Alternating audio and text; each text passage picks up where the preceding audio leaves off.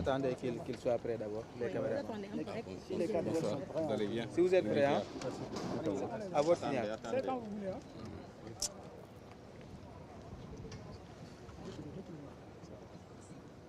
C'est bon pour tout le monde. C'est bon. Oui, Maître, justement votre client, et vos clients plutôt sont placés sous mandat de dépôt. Qu'est-ce qui a été à l'origine de ces placements? waaw maa ngi leen di sant di leen gërëm.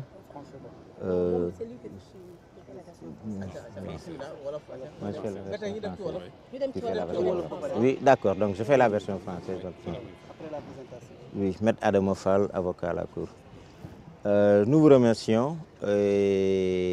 Effectivement, comme vous le savez et le suivez, les honorables députés Massata Samb et Mamadou Niang se sont rendus d'eux-mêmes à la division des investigations criminelles.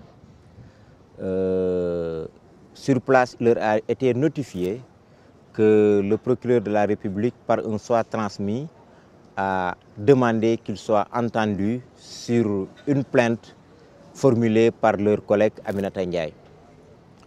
Ils ont décliné leurs fonctions, leur qualité de député, qui s'opposent à ce que toute poursuite soit enclenchée contre eux tant que leur immunité n'avait. Il a été passé outre et ils ont été entendus. À la suite de la clôture de l'enquête, ils ont été présentés au procureur de la République aujourd'hui. Et chez le procureur de la République vient de leur signifier effectivement des poursuites, des préventions de coups et blessures volontaires ayant entraîné une UTT de 23 jours. Il a décidé de régler la procédure en flagrance, de les placer sous dépôt et de... Nous prenons acte de cela, et non sans rappeler que c'est une procédure, c'est un traitement qui nous prend de court, qui nous surprend, parce que, à notre avis, 61 pose un principe immuable, celui de l'immunité des députés. Cela n'est pas le règlement intérieur de l'Assemblée nationale qui protège le député et qui fixe une procédure spéciale pour pouvoir enclencher des poursuites contre les députés. Nous espérons, parce que nous avons toujours foi à la justice de notre pays, que les juges en charge de ce jugement nous prêteront une oreille attentive et répondront favorablement à ces demandes-là. En cas de violation de l'immunité parlementaire, que prévoit la loi? Oui, vous savez, le juge, il est le dernier rempart des libertés.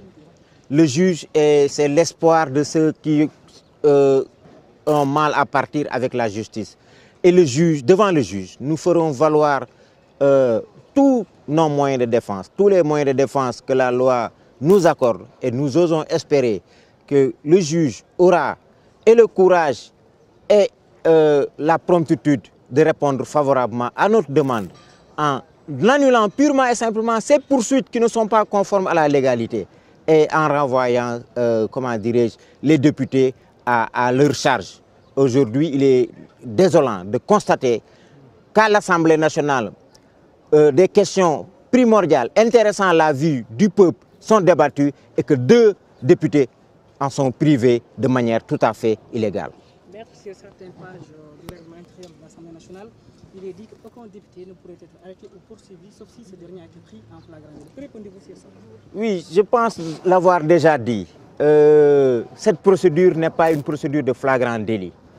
On veut passer outre les recommandations légales, on veut passer outre la procédure telle que définie par le Code de procédure pénale et les lois et règlements de ce pays pour nous imposer le flagrant délit. Je le répète, je le réitère, je le martèle s'il le faut, nous ne sommes pas en flagrant délit. Merci.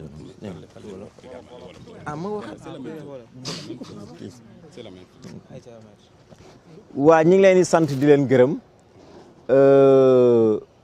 ni ngeen ko xamee topp ko boobu ba léegi mooy député Massata Samb ak Mamadou Niang ci seen coobare dañu dem wuy ji division des investigations criminelles pour fësal cër ak worma bi nga xam ne moom lañ war a jox suñu police su réew. biñ fa demee ñu xamal leen ne procureur de la République dafa sàkku ñu enquête ci ñoom ci plainte boo xam ne seen collègue Amy Ndiaye Gniby moo ko déposé. ñu xamal enquêteur bi ne ko ñëw bi de ñëwu worma la mais du ñëw pour jébbal suñu bopp ndax amuñu sañ-sañ jébbal la ndax dafa am malaanu kiiraay boo xam ne moo ñu muur muy immunité parlementaire et que tant que yëkkatiwuñ malaan boobu amoo yow yoon mayu la sañ-sañ nga topp ñu. bi ñu waxee loolu terewut enquêteur bi continuer enquête am et tontu yi mi ngi yamoon ci rek ñun ay député lañ dañu am suñu immunité bés bu immunité boobu jógee lépp lu ngeen ñu laaj dinañ leen ko tontu.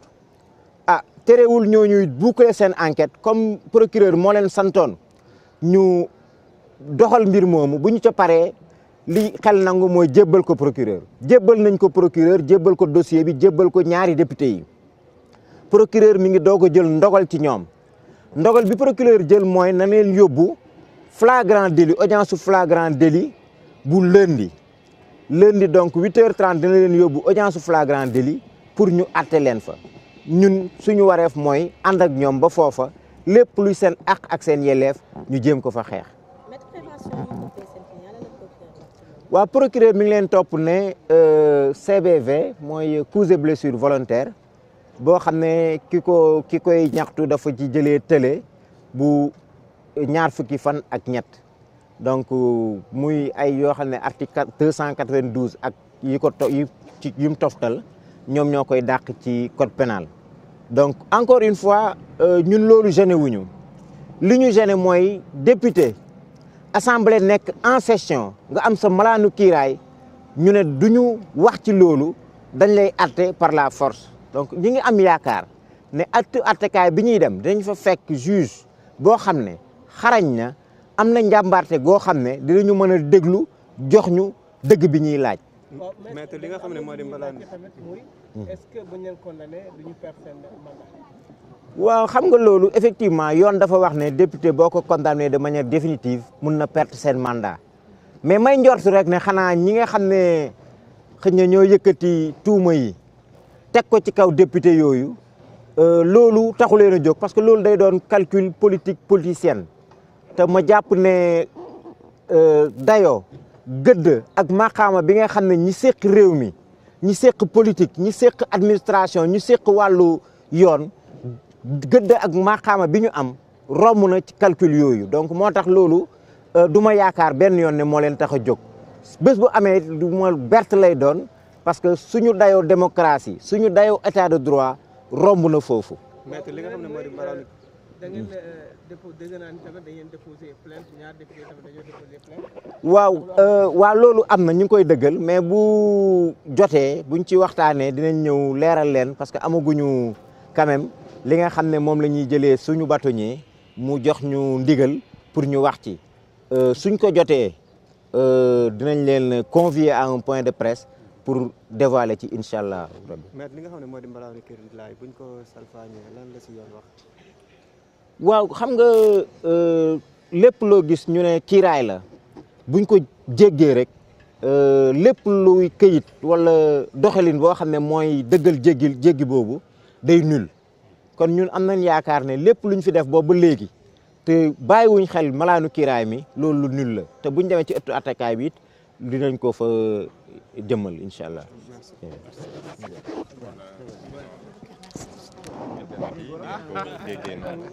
voilà comme ni ngeen ko déggee muy avocat ñi nga xam ne ñoom ñooy ñaari député yu PUR yooyu le wax nañu nag ci li nga xam ne ñu toppee seen client muy CBV maanaam dóor ba gaañ nit ki mu daal ci am jafe-jafe tële ci ñaar fukki fan ak ñett loolu la ñu toppee altine la ñuy taxaw fii ci ëttu àttekat bi muy tribunal bu Ndakaaru ngir ñëw ñu juger leen par rapport ak prévention yi leen di toppee lu jamit ci malaanu kiiraay bi ki nga xam ne moom mooy avocat bi daal dina ci wax kon nag yéen ñi ngeen xam ne